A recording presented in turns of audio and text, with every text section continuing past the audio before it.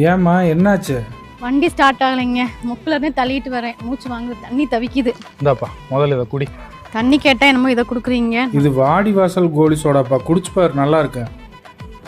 ஏங்க நல்லா இருக்குங்க, இன்னொரு பாட்டில் இருந்தா கொடுங்களேன். இந்தாங்க இதையும் குடிங்க. இது என்னது சின்ன பாட்டிலா இருக்கு? வாடிவாசல் கோலி சோடால இப்ப 10 ரூபா பாட்டில் இன்ட்ரோடியூஸ் பண்ணிருக்காங்க. அதுலயும் பாத்தீங்க அப்படின்னா ஏகப்பட்ட பிளேவர்ஸோட இப்ப இந்த 10 ரூபா பாட்டில லான்ச் பண்ணிருக்காங்க.